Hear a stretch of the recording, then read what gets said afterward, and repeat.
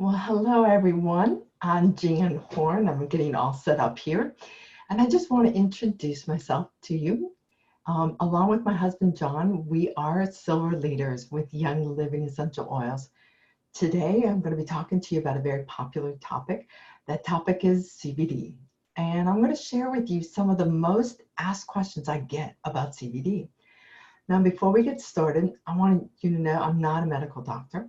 The information I'm providing you today is for educational purposes only, and it's not been evaluated by the FDA. Now, like many of you, I've been hearing about CBD for quite a while, and I really wanted to learn more about this topic. So over the past few months, that's exactly what I did. And what I've discovered is there's actually been a lot of confusion with CBD. Part of the confusion stems from terms such as cannabis, hemp, marijuana, CBD, and THC. Sometimes these terms have been unfortunately used interchangeably.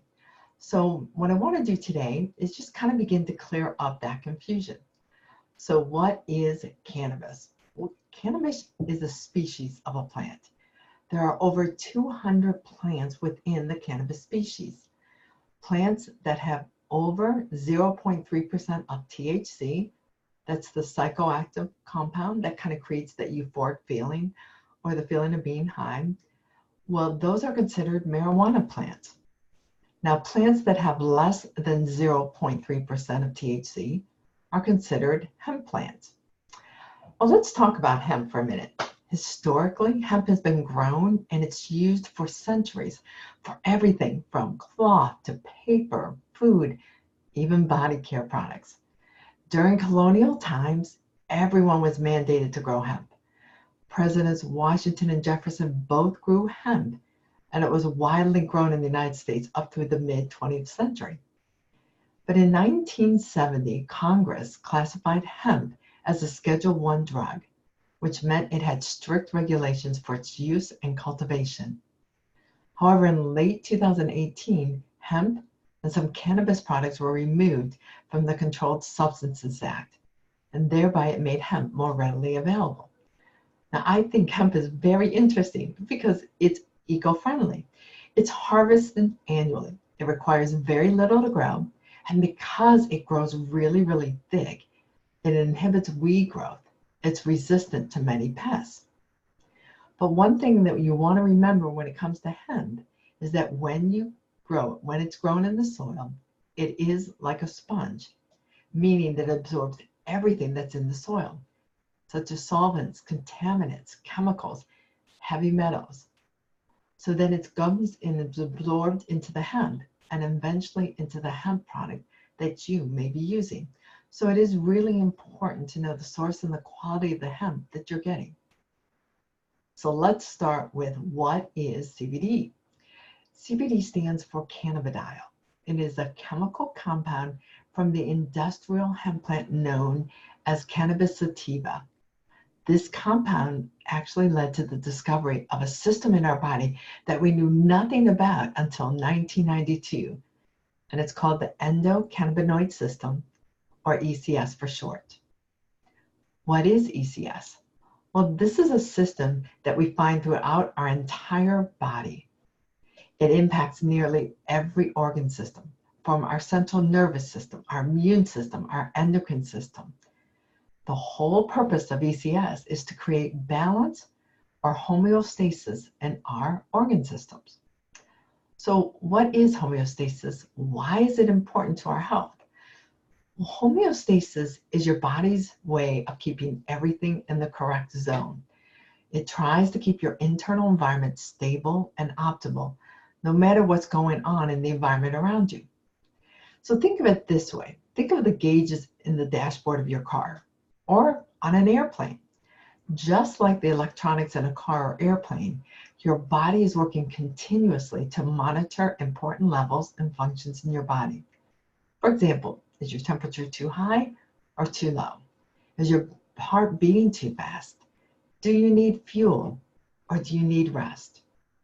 Now, when something is operating outside the correct range, your body's going to activate ECS to help correct it.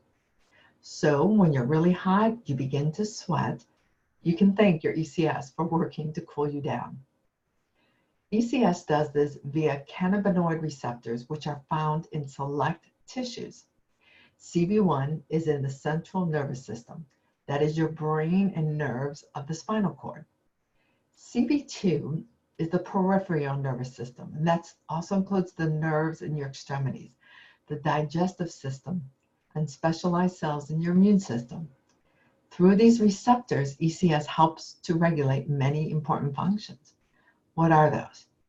Appetite, digestion, immune function, inflammation, mood, sleep, reproduction, motor control, temperature regulation, memory, and pain perception.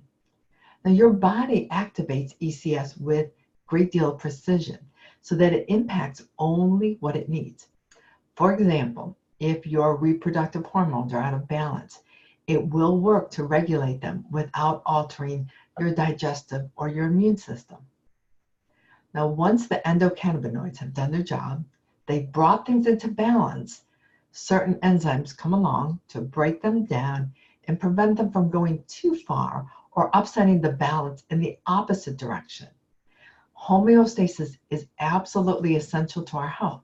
So when the ECS is not working properly, it can negatively affect our health and our wellness. Question I'm often asked, is CBD an essential oil? The answer is no. There are some basic characteristics and qualities that all essential oils have, such as they're volatile. It means the molecules are small and they can evaporate very easily at normal temperatures. They're aromatic. They get their aroma from plants, and true essential oils are attained through steam distillation. CBD meets none of those criteria, so that's why the answer is no. Well, how do we get CBD out of plants? Well, there are two main extraction techniques. This is important to know when you're deciding where to get your CBD products, because the first technique is a solvent extraction. This is where the raw cannabis material is soaked in ethanol. They pull the compounds actually into the solvent, and then following extraction, the plant material is removed. Now, the second process is much more extensive. It's called the CO2 extraction method. They start with carbon dioxide, which is subjected to extremely low temperatures. You then combine it with extremely high pressure, which turns the carbon dioxide from a gas into a liquid. The CO2 becomes supercritical, and this means that it has the properties of both a gas and a liquid. This liquid dissolves the membranes of the plant and releases all of the active compounds. What's left is the cannabis oil, the waxes, the resins. Then it's ready for the filtration and the purification process. Can you get high from CBD oil? No.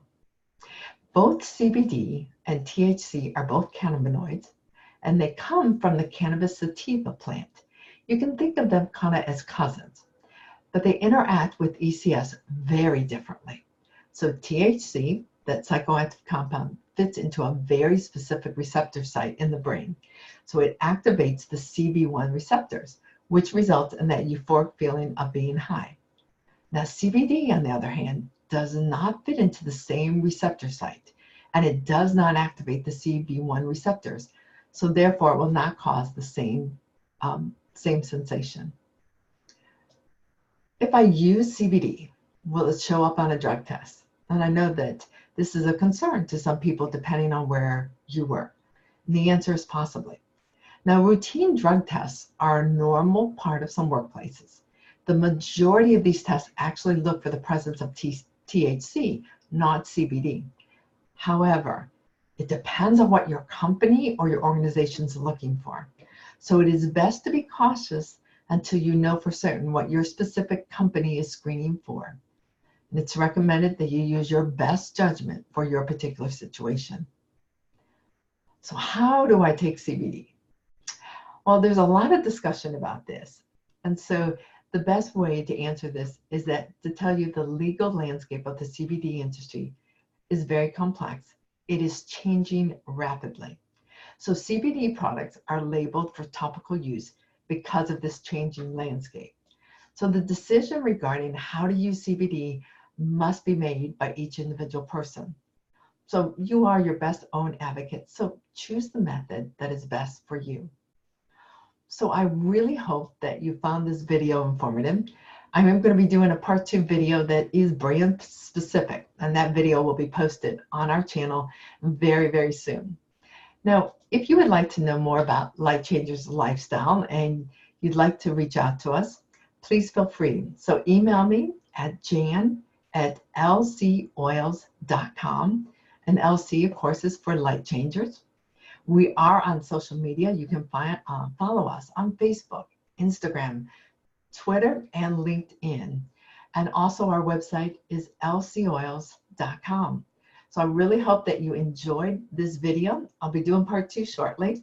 And I look forward to seeing you and answering any questions you might have. So take care, everyone, and bye for now.